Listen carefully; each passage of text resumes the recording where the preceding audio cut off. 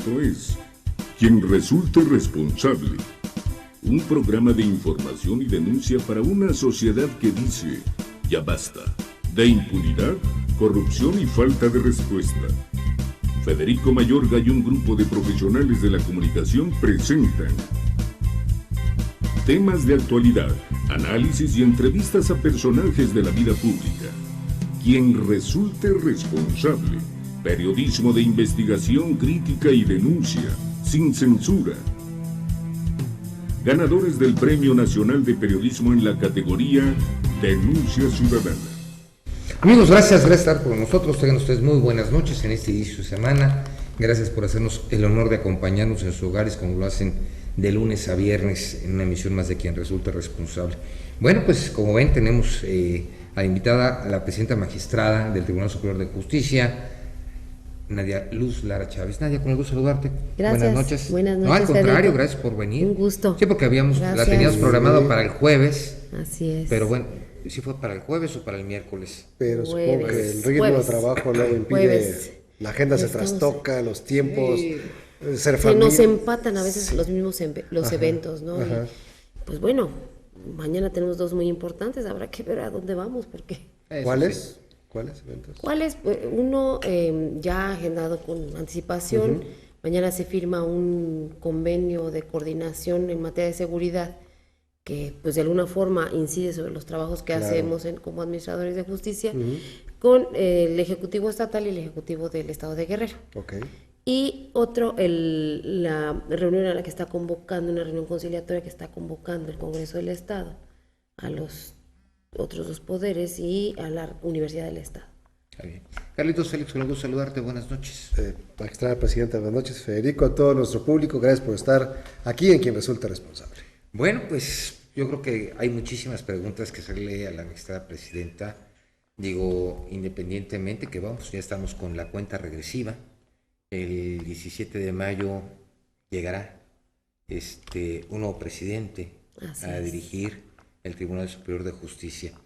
A mí me llamó la atención, y de hecho tuvimos contacto con el diputado que habló sobre la corrupción en el Tribunal Superior de Justicia, porque entramos en un juego de palabras con él, porque dice, es que es todo corrupción, y a ver, ¿pero por qué? Señálame un punto que es importante hablar de la corrupción. Es que toda la gente que sale libre le piden fianza. Bueno, si la persona está sujeta a un derecho de una libertad provisional, claro que tiene que tener una libertad bajo fianza, pero la gente que queda libre, no, la gente que queda libre no le pueden pedir ninguna fianza.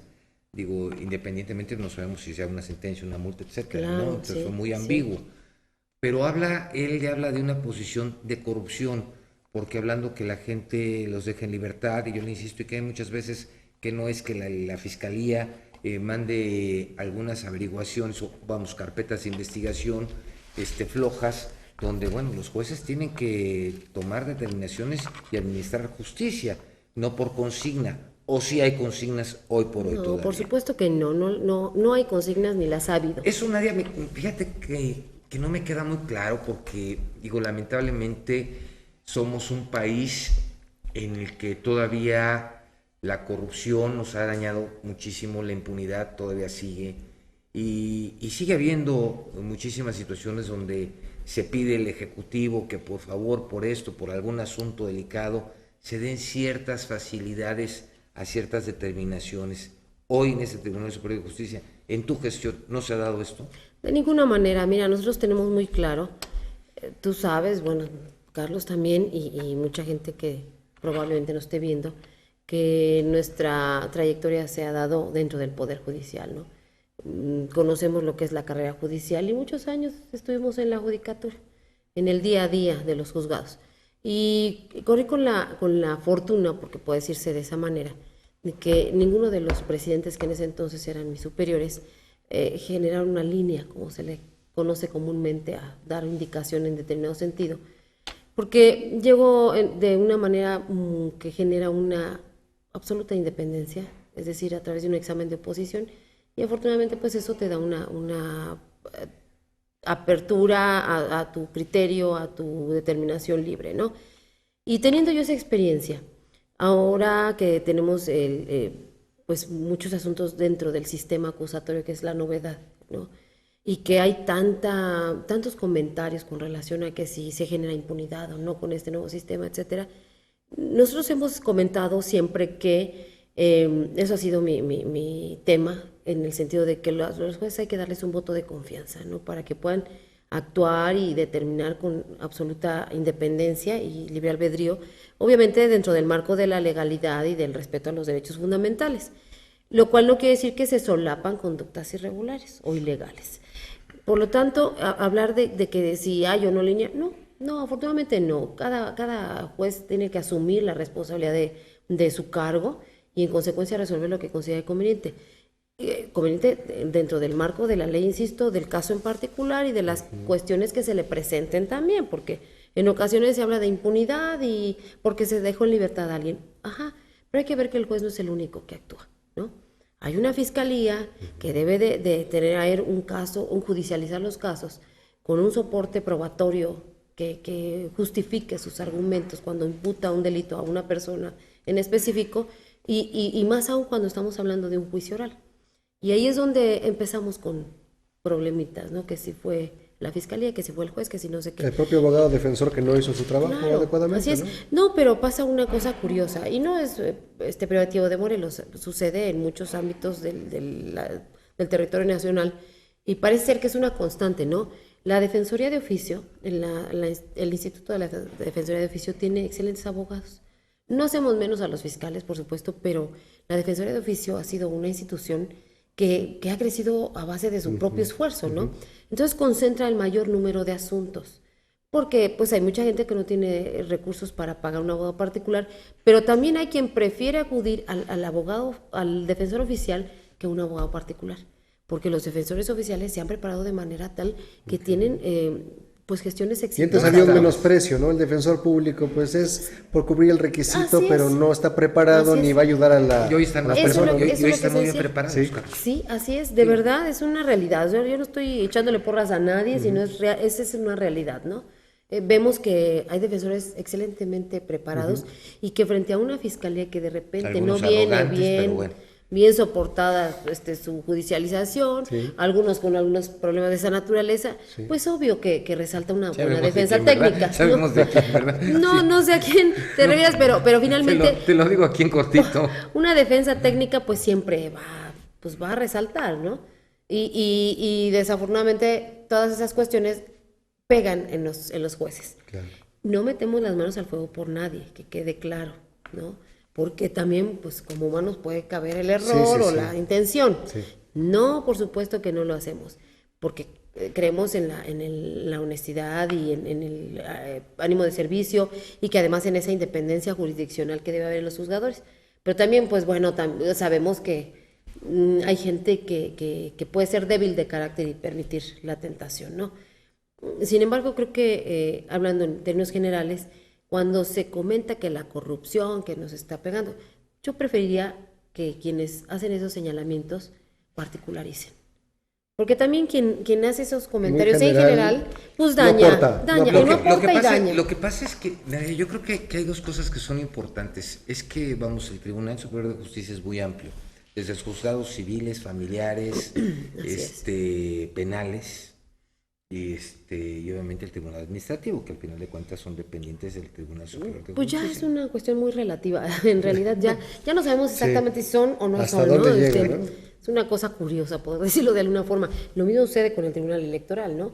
Que nosotros seguimos enviando su programa operativo anual, que es a través del cual se presupuesta lo que se presume va a necesitarse como recurso para el ejercicio del tribunal. Y sin embargo no es parte ya del Poder Judicial el Tribunal Electoral. Bueno, así es como... ¿no? Es una cosa... que todavía está. Es que se tiende a generalizar el poder judicial y la gente interpretaría que sigue habiendo esa estructura que depende de la cabeza del órgano, ¿no? Así es. Y no es exacto, así. Y no Nadia, es así. En estos, estás por terminar, fueron 4 años, encontraste un tribunal con mucho divisionismo. Hoy se encuentra dividido el tribunal, no hay realmente ese consenso general, porque obviamente hay cotos de poder, de alguna manera, dentro del mismo Tribunal Superior de Justicia, que eso es triste. porque realmente yo creo que era el tiempo de sumar todos por un bien común. Te ha sido difícil estos años. ¿Qué es lo más difícil que ha pasado Nadia Luz Lara Chávez como magistrada presidenta del Tribunal Superior de Justicia? De decir, esto me dolió. ¿Qué ha sido lo más duro para ti? Bueno, mira, Fede, yo creo que en cualquier órgano colegiado siempre va a haber quien disienta, ¿no? Una opinión diferente al Somos resto. humanos y cada quien. Somos humanos y la verdad O es que intereses. habiendo dos en una mesa, Siempre. puede haber ya una diferencia. Claro. En un colegiado tan grande, porque pues, realmente somos un tribunal demasiado grande para un estado como el de Morelos, ¿no? 19 magistrados, somos muchos. Pero bueno, ese es el esquema que nos dejaron, ¿no? Ese es el esquema normativo y funcional que nos dejaron.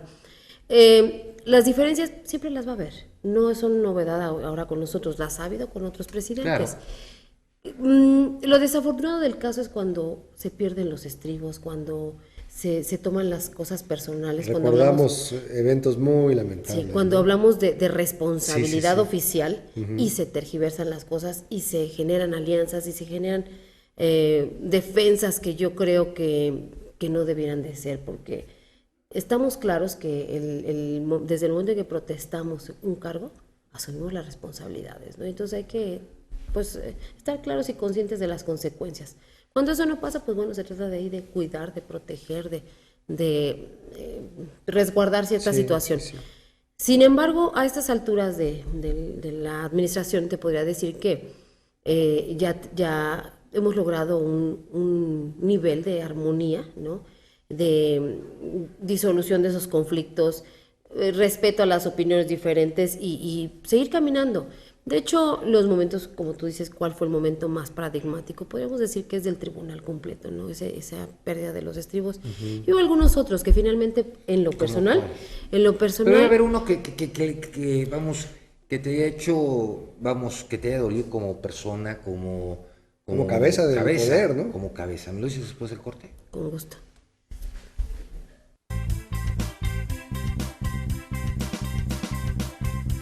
Quien resulte responsable